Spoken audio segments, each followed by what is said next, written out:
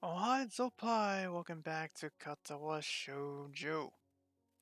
Last time we went on a blind date. Literally, a blind date with Lily-san and, oh, this is an interesting title. An unidentified drinking object. I wonder what this is all about. Plus, my playtime is 555, which is interesting. But, anyways, let us continue here. I walked down the hall in the girls' dormitories, my school bag in hand. Doll lies inside, carefully placed on top of a small box. I've been carrying the box in there for a while now, still not sure what to do with it. This whole situation, come to think of it, is bizarre. While I've known of Hanako's upcoming birthday party for a while now, I had no idea of exactly what the celebrations would be until I found a single note left in the abandoned tea room earlier today. I hauled it up and read it again, double checking the instructions. The plain black handwriting is fairly legible despite Lily's blindness, clearly thanks to considerable effort and care. So, we'll be holding a party at my place. Please come at 6 o'clock to room 225 at the girls' dormitory. Sorry for notifying you this way, but I have class representative duties.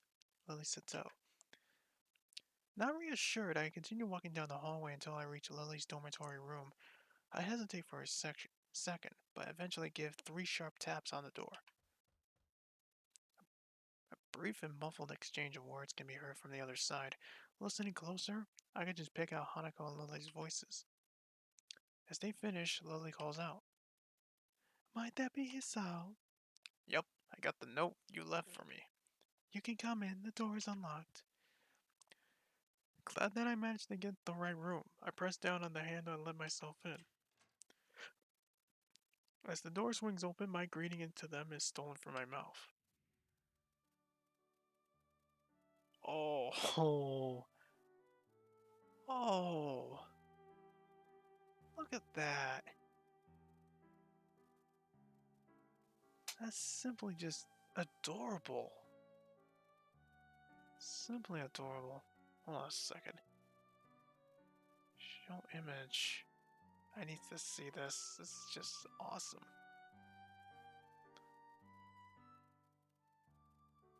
That is absolutely brilliant. Let's return. Lily sits at a low table in the center of the room in her pajamas, while on the other side sits Hanako in a nightgown. Being dressed in my more normal school clothes, I feel quite out of place. I steal a quick glance at the lovely sight of the two, my eyes tearing themselves from Lily's long, thin, and pale legs only with a measure of reluctance. Hi, I think I brought everything that was needed. She smiled and nods. I wonder if she's aware of the pleasant sight she makes. The thin, dark blue silk of her pajamas really suits her, accentuating for both her eyes and her curves. The look of her last night, that tentative and almost shy demeanor seems all but replaced by her coy nature.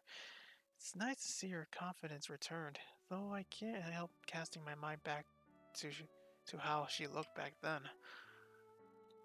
I look to Hanako, who nervously sits opposite her in her gown. It isn't a surprise that she wears something so conservative, though it definitely looks cute. Hi, Hanako. Happy birthday. Ah, thank you.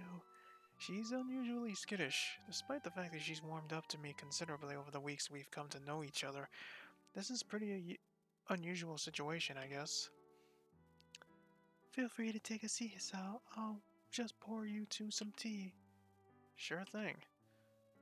Lily takes the steaming red pot from the side of the table and gently pours its contents into her teacups as I take a seat beside them, settling my bag against the nearby wall.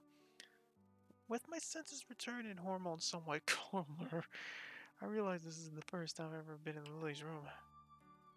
The first thing I notice is the ambient smell, just slightly different from that in mine. Probably faint perfume or nail polish. Could be anything of a girl's, really. Another is the plain nature of the room, visually.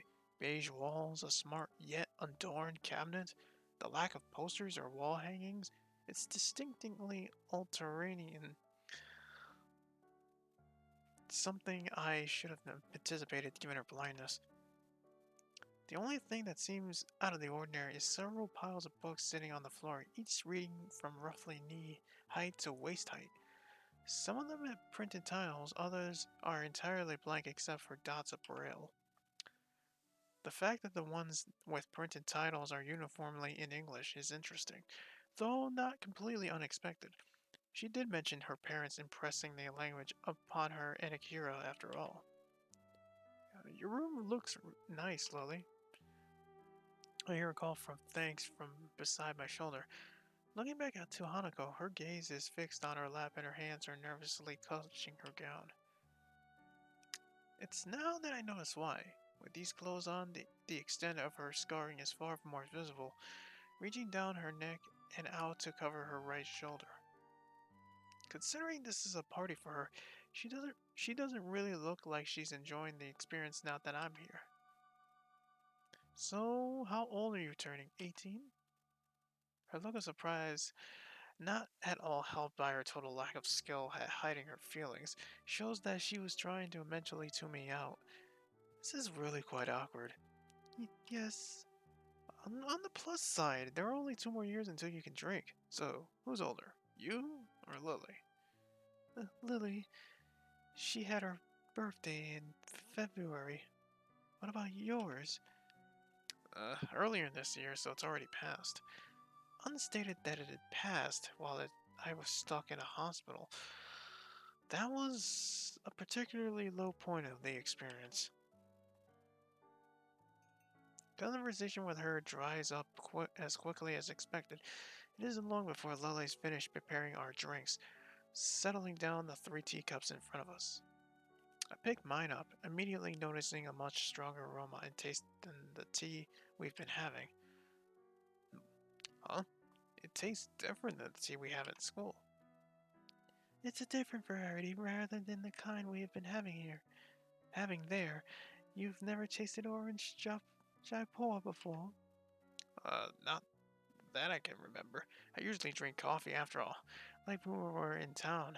This is nice though. As we settle down and sip, Hanako seems to become more relaxed, or at least a bit less tense about my presence. We all finish our cups at about the same time, with Hanako failing rather badly at her hiding her anticipation for the cakes that's sitting to the side, begging to be eaten. Come to think of it, I'm feeling very eager myself. First things first, though. Lily? Yes, that was good. Each of us knowing exactly what the other means, I lean sideways and dig around my bag for the doll I bought Hanako as Lily gets up and retrieves her gifts. Hiding our gifts in her hands, we present them both at the table at the same time. Happy birthday! Happy birthday! Hanako silently sits looking at them for seconds on end, out of sheer surprise. My little wooden doll, replete with a Victorian era dress and a little hat, lies next to a light brown and fluffy stuffed bear from Lily. She clutches at her gown as she moves to speak, not taking her eyes off the modest presents. Thank you, Lily and Hisao. Her voice begins to crack as Lily reaches forward, wrapping her in a soft embrace. Oh, that's so, that's so cute right there. The sight of Hanako holding Lily so tightly is heartwarming. So much as so that I couldn't wipe a smile off my face even if I wanted to. As Lily gently rests her face on Hanako's head, she speaks so quietly and softly that I can barely hear. Happy birthday, Hanako. Happy birthday. Hanako gives a small nod, holding on to Lily for the time before breaking off and wiping an eye. I guess that for Hanako, simply having someone whoa, I accidentally clicked that. And I'm clicking more. Shit. I suck. I guess that for Hanako, simply having anyone to be there and love her would be special. The fact that Lily and I can now share that role for her is something I could think I will always be grateful for. Hanako gently takes the doll and teddy bear, holding them both to her chest as she warmly smiles. For a long time, all 3 of us simply sit in happy silence. The quiet is not broken until Lily's soft voice beckons. Shall we have the cake? Shall we have at the cake then? Her proposal is met with two looks of unhidden anticipation. No argument from me. Okay. Phew, that was good. I contentedly sit back, both Lily and Hanako looking just as satisfied with the food as I. It took some effort, but we managed to finish off the cake on one go. I don't think I can fit any more in. I think next time I'll buy a smaller cake. Hanako and I give a chuckle, but I can't help noticing that, come this time next year, we'll have graduated from Yamaku. The fact is somewhat depressing, since I finally feel as if my life is starting to get back into some kind of order. Idly looking around Lily's neat and orderly room, her books catch my eye once again. This may be a little impetuous, but my curiosity gets the better of me. Besides, I don't think she'll mind in any case. Hey Lily, do you mind if I take a look at one of your books? You're quite welcome to, Hisao. That said, you can overcome two language barriers. If you can overcome two language barriers, I'll be quite impressed. Two? Braille and... Oh, right, English. She gives a nod. I knew you were studying English, but I'm still amazed that you're this proficient at it. One could say it's a perfect way to avoid people borrowing my collection. She says it in jest, but I'm a little disappointed. Having all these books around me with no way of reading them feels like one big tease. Hanako giggles quietly as I reach over to the closest pile, plucking the topmost book with only the cursory glance. Death on the Nile, in large letters on the cover, is the only printed text to be seen. I sit down for a while with the book on my lap as Lily and Hanako talk. Try as I might to feel out the dots of braille printed on each page, they seem to blend into one another and become indistinct. I thought this to be a lot easier than it actually is. With some practice, though, I can see someone with better sense of touch than mine managing to read at a pretty fast speed. Noticing a silence that had probably begun earlier, I look up from the dotted pages to see Lily smiling as Hanako sips another cup of tea. Is something wrong? Quite the opposite. Your curiosity is quite endearing. I'm inordinate, I'm inordinately pleased by the praise, though I can feel my cheeks heating up a little. Thanks, but I don't know how else I could act. To be honest, I wasn't altogether sure how you saw us, since you were a new transfer student from another school. If you pitied us, I would have been quite offended. There's a certain edge to Lily's voice, one that I quite possibly place as pride. Glancing over to Hanako, she seems even more subdued than usual, looking towards Lily rather than me. I wouldn't worry about that. Considering the position I found myself in, I'm perhaps the last person that should be dispensing pity on others. My parents' first interactions with me after my heart attack, I wouldn't want anyone to see that kind of face. I catch myself from going any further, but not soon enough. Both of these girls seem to be put off, Lily especially. I'm sorry. I shouldn't have gotten that far. An awkward silence ranged for a few beats, thankfully ended as Lily's head perked up in a gesture that I've come to easily recognize. Hear something? The door. Everyone looks towards it, trusting in Lily's senses. Sure enough, the door handle shudders and turns, a flash of the yellow and black slipping through. Akira Sato's in the house! Happy birthday, Hanako! Uh, thank you. Akira takes a seat at the table as she plops her tall bag beside her. She has her trademark boisterous air about her, making small deal of her entrance. Hanako clutches her gown to steady herself, but doesn't appear to be too shaken after she settles down. I guess she must have met Akira before. Not a huge surprise given how close Akira and Lily are. Akira doesn't seem to be the least bit put off by Hanako's scarring, despite its prominence, but she also doesn't pull any punches on how she acts despite Hanako's shy nature. I thought you said you had to work, Akira. Did you manage to get off for a while? Kinda, but I feel bad about ditching the guys of doing overtime, so I gotta get back soon. But I feel bad about not coming over, but feel not bad not coming over to your cute little Hanako's birthday too. So for now, I'm here. She grins widely at Hanako, who flowers into a full blush as she pins her eyes downwards to her lap. Her mouth seems to widen and retract over and over, as if she's trying to suppress a smile out of embarrassment. It's a little strange how her reaction seems to be more immediate and forceful than she's when she's embarrassed by the way she looks. All she manages to give in return is a tiny nod, failing to hide her appreciation to any great extent. Not that many people give her positive attention, I suppose. It makes me respect how well Akira can handle her, making her so happy, compared to what little I could do. Now then, before I go, she reaches into the bag beside her and grandly displays its contents. Out come two large glass bottles, both with long French names and on the labels. Hanako's expression is an odd mix of surprise and curiosity, and I suspect mine's no different. Lily, not seeing the proceedings, is oblivious to what's going on. Akira, this isn't. What is it? Wine. One red and one white. Akira, that's. Relax, relax. It's not like Shizune's here to scold you. Lily has a point. That's not exactly allowed on campus. Or anywhere, really. We're still short of the legal drinking age, remember? Rich words for someone practically drooling as he examines the bottle. She got me there. I'm genuinely interested in trying some, even just a little. While Hanako may not be handling one herself, her look does tell me that she's far from opposed to the notion as well.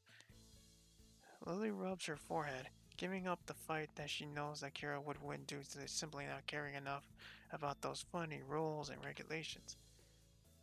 Just don't breathe a word of this to anyone in the school. Please. I beg of you. I'm not stupid, don't worry. That said, I gotta get back to work pretty soon. So soon, but you only just arrived. Sorry, Lily. Good to see you two again, though, and you, Hisao. See you later, then. Goodbye, Akira. She levers herself with a grunt and waltzes out of the room, leaving us alone with the two items on the table. Interesting. Lily gives a nervous giggle at her sister's antics as Hanako takes a wine bottle. So, what do you think, Lily? She rests her elbow on the table and pinches the bridge of her nose, thinking things through. She really doesn't seem to be able to keep up with her sister. Well, it's already here. We might as well have some.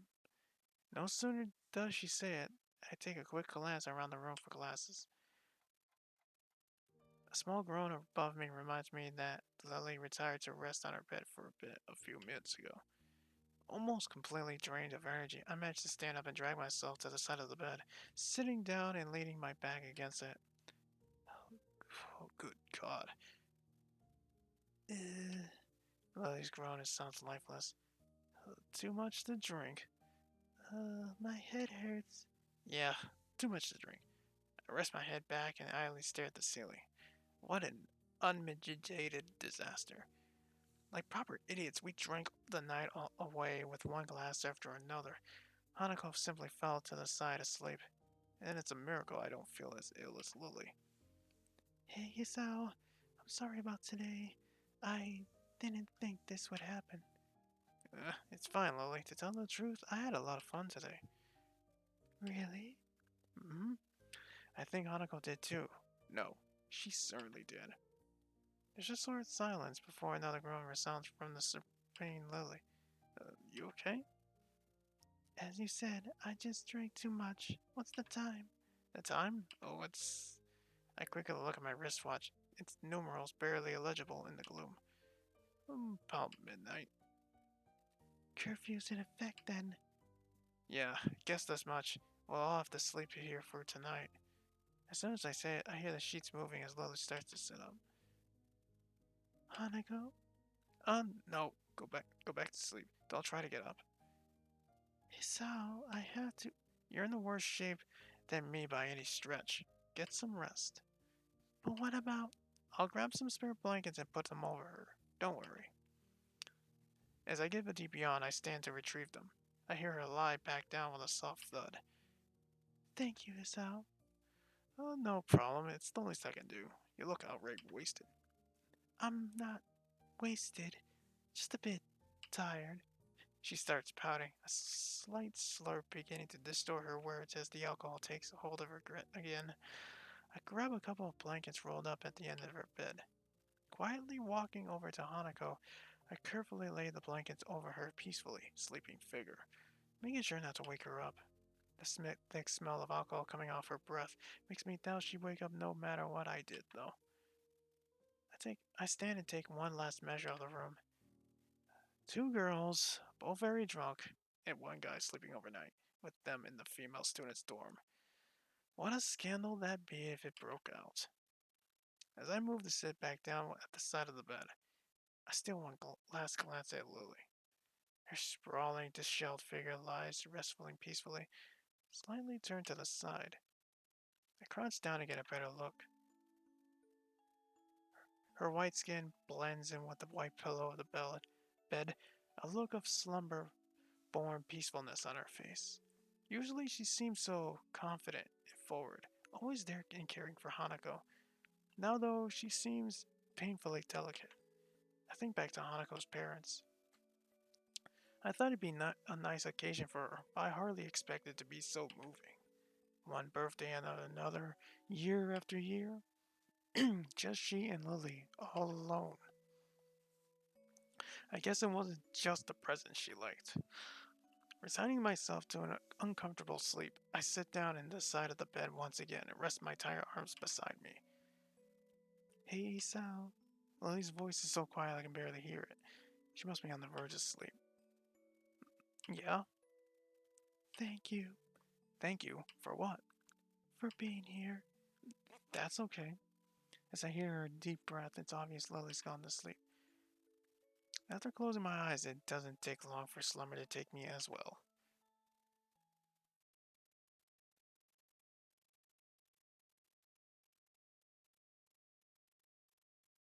Sal? Sal, are you? The soft, barely audible voice lingering in my ears slowly wakes me. I wish I could be awoken like this more often. With a moment, I slowly open my... Whoa! Taken by surprise and my face hovering curiously mere millimeters from mine, I make our heads collide with a harsh thud. The impact of our foreheads causes both of us to fall backwards and yelp in pain. Lily sounding more like a squeak toy than a person. Ow, ow, ow! I slowly rub my forehead with one hand, supporting myself with the other. Lily lies a few feet ahead, doing just the same, her face obviously pained. Sorry, your face was kind of close and I had to get on reflex. You okay?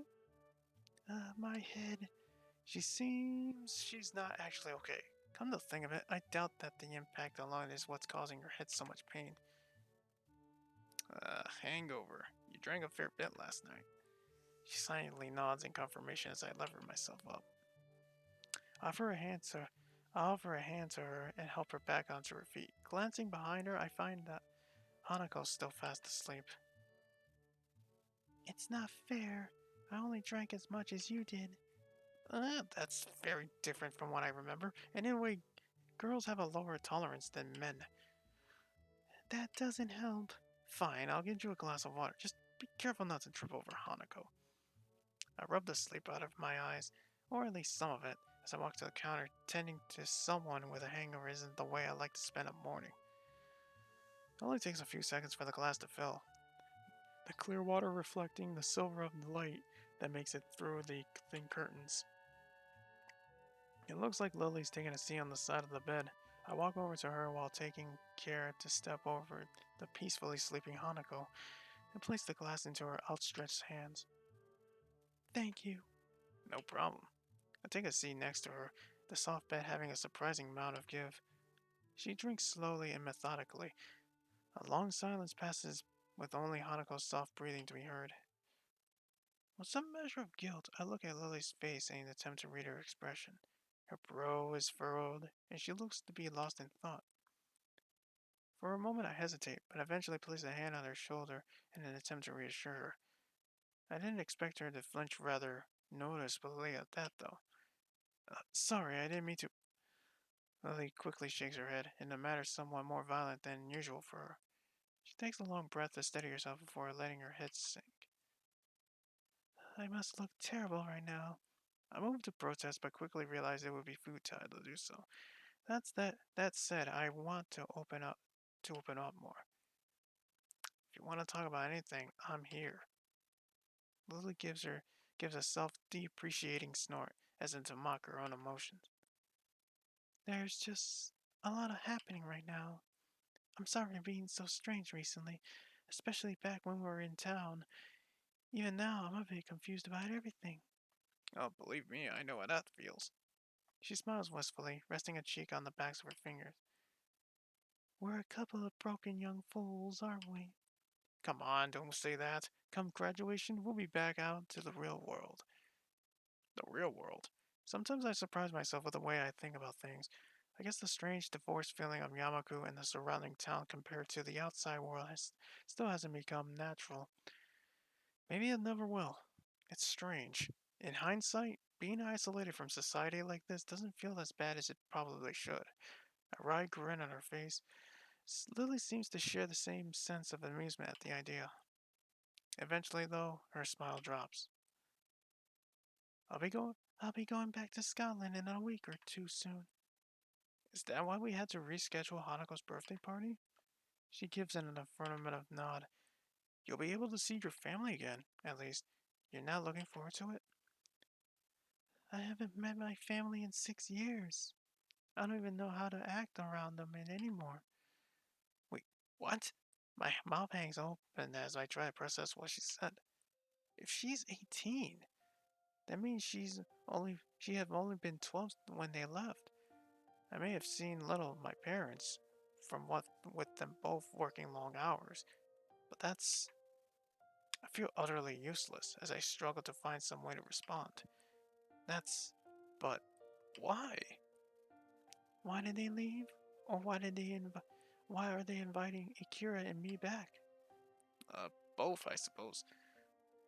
My father's has its headquarters in Scotland, and an executive position became available for him there. In the end, he had to move permanently. My mother followed him, but Akira and I stayed in Japan for the sake of both Akira's job within the Japanese branch of my father's company and my education. As for the latter, one of my aunts is gravely sick. Uh, oh, I'm sorry. Don't be. It feels strange, really. We're being summoned there for her, yet we've barely met before. I can't even remember the sound of her voice. Equally strange is the total lack of empathy she feels towards her family for doing such a thing. I can't I can't help feeling slightly humbled.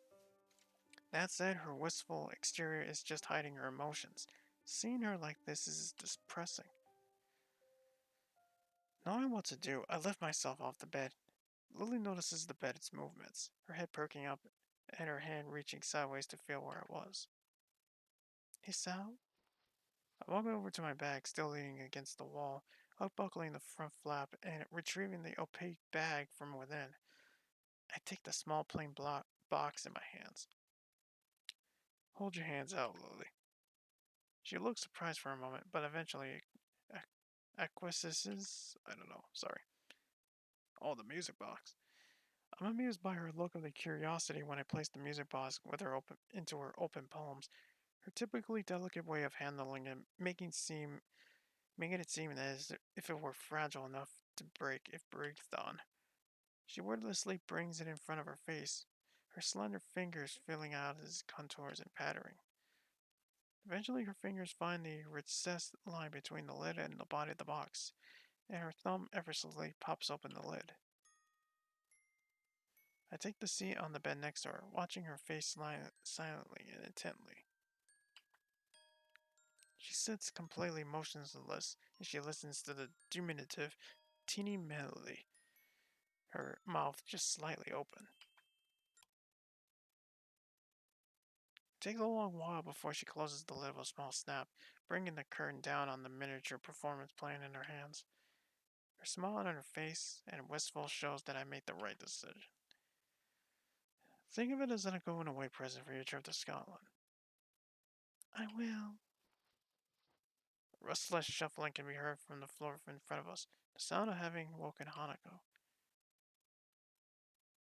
She climbs out of the blankets I put over her, looking befuddled, and is wiping the sleep from her eyes.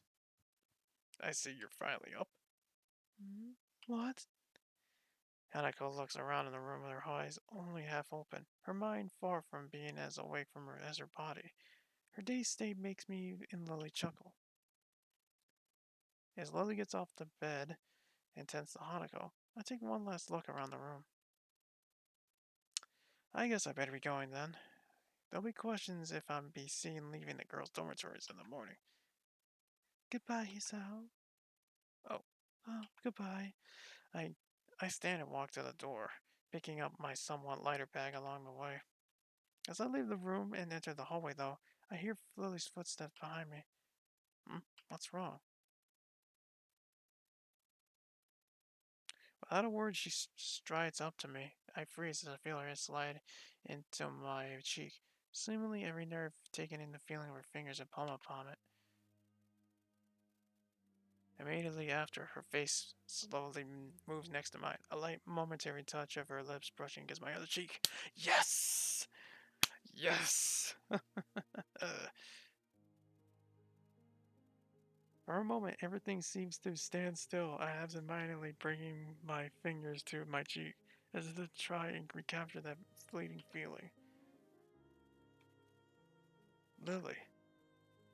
That's my thank you, Hisao. Thank you for your present. Have a nice day in school. And with that, she disappears behind her door and gently closes it. The muffled voices of her and Hanako audible through it, as if they were yesterday night. I think it'd be hard pressed not to have a nice day after it. That's the best feeling in the world. Ugh.